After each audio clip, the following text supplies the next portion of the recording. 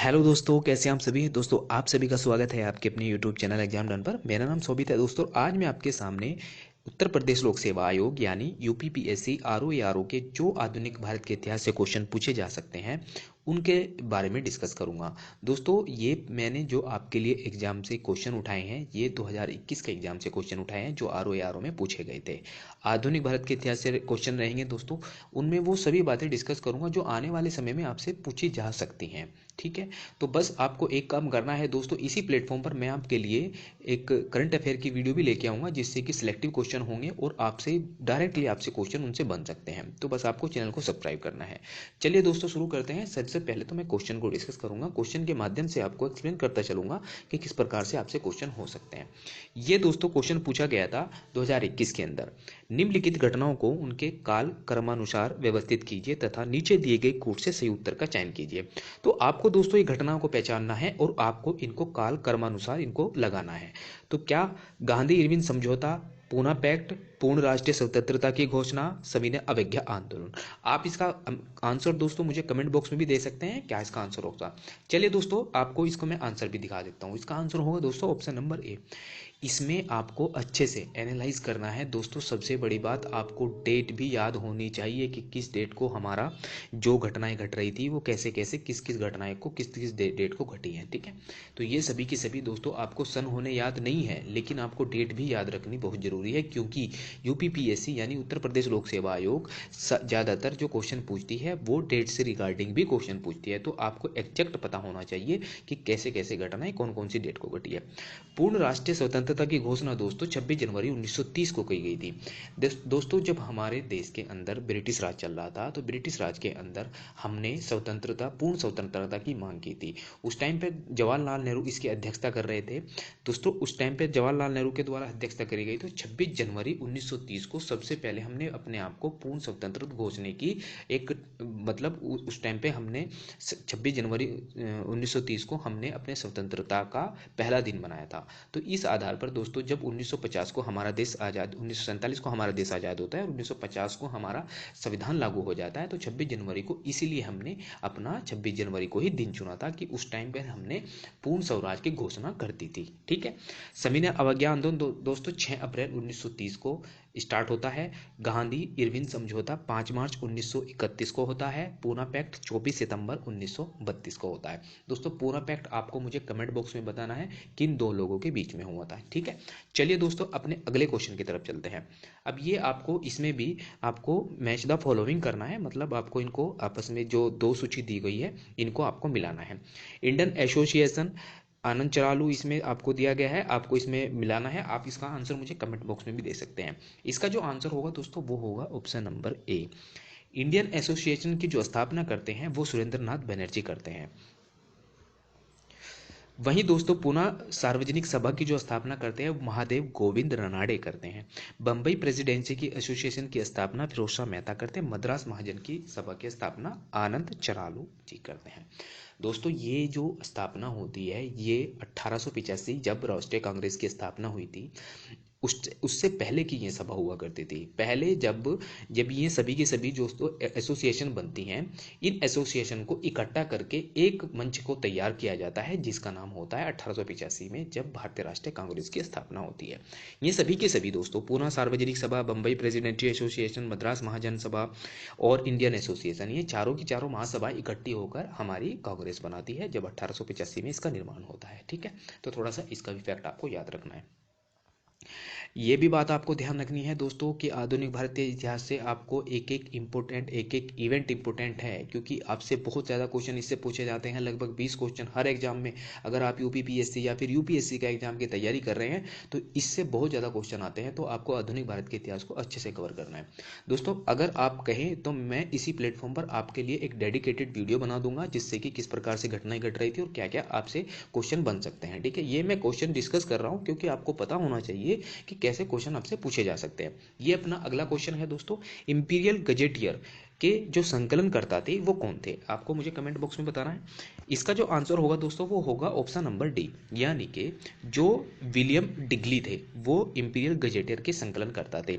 The imperial गजेटर of India भारतीय Brittany यानी Britain साम्राज्य द्वारा तैयार किया गया भौगोलिक कोश है, जो वर्तमान में एक संदर्भ कार्य के रूप में प्रयोग में लाया जाता है।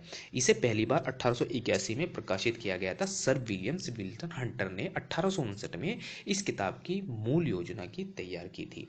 ये इसका आंसर है दोस्तों ऑप्शन नंबर डी। कौन करता है इसकी स्थापना दोस्तों, विलियम डिग्ली। ठीक है, अगले क्वेश्चन की तरफ चलते हैं दोस्तों। ये आपसे पूछ रहा है कि इसमें आपको आपका जो सुमेलित करना है पहली सूची से और दूसरी सूची में। इलाहाबाद की संधि कब होती है, एक्सला सेपल की संधि कब होती है, ला बुर्सिनाशे की मद्रास पर अधिकार कब किया जाता है, डुप्ले की पद की नियुक्ति कब होती है, जो पद से उसको हटाया जाता है कब हटाया जाता है। इसका आंसर है दोस्तों ऑप्शन नंबर बी। आप इसमें एलिमिनेशन करने की, थोड़ी एलिमिनेशन करने की भी टेक्निक आपको अपनानी होगी, क्योंकि अगर आपसे एक ऑप्शन, एक मतलब चारों में से आपको एक स्टेटमेंट मिल जाता है तो आप लगभग 2 से 3 जो आपके जो आंसर है वो एलिमिनेट कर सकते हैं। जैसे इलाहाबाद की संधि अगर आपको पता है तो वो 1765 के अंदर हुई थी, तो अगर आप ए को 1765 से मैच करते हैं तो ऑटोमेटिकली आपका आंसर आ जाता है। यह है दोस्तों ऑप्शन नंबर बी। आप इसमें देखिए दोस्तों, इलाहाबाद की संधि 1765 में हुई थी, एक्सला सेपल की संधि 1748 के अंदर हुई थी, ला बुर्दरनाशे द्वारा मद्रास पर अधिकार जो 1740 के अंदर किया गया था, और डुबले की जो पद को हटाया गया था वो 1754 के अंदर हटाया गया था। इनको आपको अच्छे से तैयार करना है दोस्तों, एक एक इवेंट बहुत इंपॉर्टेंट है। ठीक है, अगले क्वेश्चन की तरफ चलते हैं। क्लाइव का पुनः आगमन, आपको इसको काल कर्मानुसार उसको लगाना है।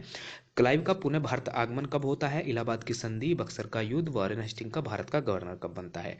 आपको इसको घटना के अकॉर्डिंग इसको लगाना है। इसका आंसर दोस्तों आप इसको लगा सकते हैं, बक्सर का युद्ध 22 अक्टूबर 1764 को होता है। इसका आंसर वैसे तो ऑप्शन नंबर बी हो जाएगा कि पहले का जो आंसर होगा वो पहला जो बक्सर का युद्ध होगा उसके बाद फिर दोस्तों क्लाइव का आगमन होगा, उसके बाद दोस्तों इलाहाबाद की संधि होगी, फिर वारेन हेस्टिंग को भारत का गवर्नर बनाया जाएगा। ठीक है, तो क्लाइव का दोस्तों पुनः आगमन मई 1765 में दोबारा कलकत्ता में आया था वो, फिर इलाहाबाद की संधि होती है 12 अगस्त 1765 को, और वारेन हेस्टिंग का भारत का गवर्नर जनरल बनाना 1772 का होता है। ये दोस्तों कार्ला अनुसार है, आप इनको अच्छे से लगा देना है। ठीक है, अगले क्वेश्चन की तरफ चलते हैं। ईश्वर के बारे में सोचने के लिए मेरे पास वक्त नहीं है, क्योंकि अभी इस धरती पर बहुत काम किया जाना बाकी है। यह कथन दोस्तों किसका है। दोस्तों आप इसमें एलिमिनेशन भी कर सकते हैं। दयानंद सरस्वती ने वेदों की ओर लौटो का नारा दिया गया था, और जो रामकृष्ण मिशन जो था वो परमहंस की स्थापना करते हैं। स्वामी विवेकानंद के द्वारा जो स्थापना करी जाती है, वेल्लूर मठ की स्थापना करी जाती है। तो ये सभी के सभी दोस्तों आप इनको ध्यान से थोड़ा सा रिलेट कर सकते हैं। अगर आपने जो रेनेसा पढ़ा है, पुनः जागरण पढ़ा है भारत के इतिहास में, तो थोड़ा सा आप एलिमिनेशन की तरफ जा सकते हैं। स्वामी दयानंद सरस्वती वेदों की ओर लौटो का नारा दे रहे हैं, इसका मतलब वो ईश्वर के बारे में सोचने के मतलब में है थोड़ा बहुत। ठीक है, तो स्वामी विवेकानंद भी थोड़ा सा कहीं ना कहीं जो है ईश्वर की तरफ अपना झुकाव रखते हैं, और दोस्तों रामकृष्ण परमहंस भी ऐसा ही अपना झुकाव। लेकिन जो ईश्वर चंद्र विद्यासागर है दोस्तों वो रेडिकल थे। थोड़ा रेडिकल से मेरा मतलब है कि वो सबसे ज़्यादा ईश्वर को इतना नहीं मानते थे जितना वो विश्वास करते थे कि धार्मिक, अगर हमारे जो जैसे महिलाओं की स्थिति वो सबसे ज़्यादा ध्यान में रखते थे कि महिलाओं की स्थिति अगर कोई हिंदू धर्म के अंदर खराब कर रहा है तो वो हिंदू धर्म की कुर्ती को लेकर भी थोड़ा वो थे। ठीक है, ईश्वर को इतना ज़्यादा प्रमोट नहीं करते, तो इसका आंसर हो जाएगा दोस्तों ऑप्शन नंबर डी। ठीक है, अगले क्वेश्चन की तरफ चलते हैं दोस्तों। इसको आपको ध्यान रखना है, प्रश्न में दिया गया है कि कथन स्वामी जो ईश्वर चंद्र विद्यासागर है उनके द्वारा संदर्भित करता है। ईश्वर चंद्र विद्यासागर एक भारतीय शिक्षा शास्त्री और समाज सुधारक थे, उन्होंने विधवा पुनः विवाह के लिए कार्य किया था। ठीक है, ये बात आपको ध्यान रखनी है।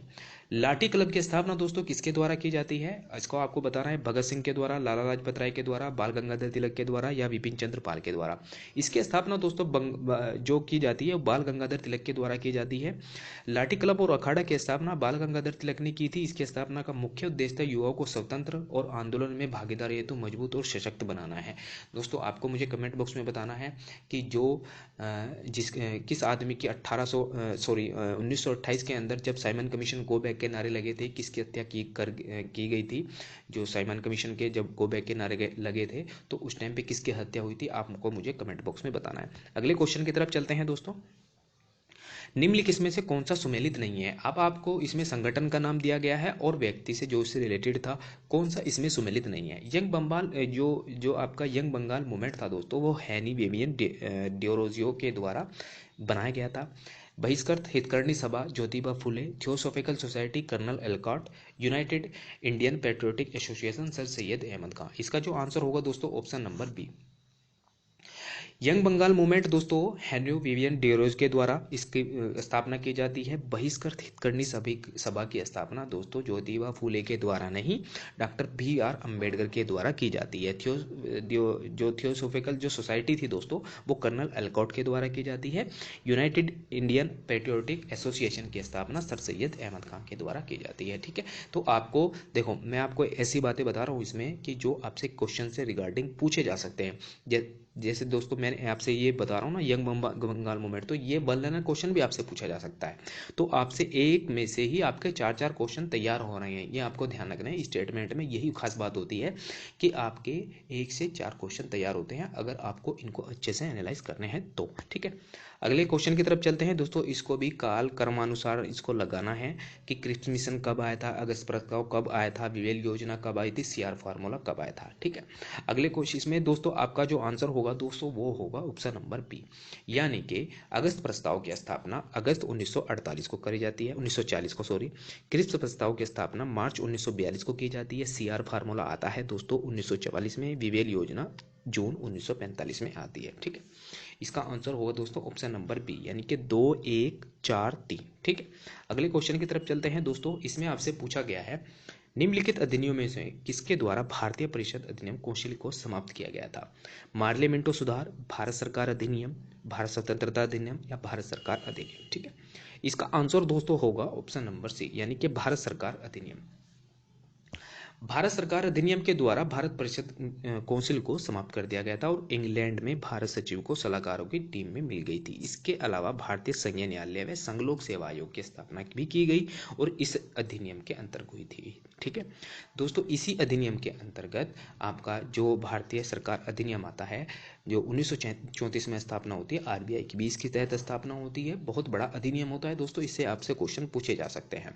जैसे मैं बताऊं दोस्तों, 1935 में अधिनियम लाया गया था। बहुत ज़्यादा तो आर्टिकल हमारे 1935 से लिए गए थे जो हमारे संविधान के निर्माण में कार्य जो सहायक हुए थे। ठीक है, ये भी बातें आपको ध्यान रखनी है। अगले क्वेश्चन की तरफ चलते हैं दोस्तों। 1942 के भारत छोड़ो आंदोलन के बारे में निम्नलिखित में से कौन सा कथन सही है।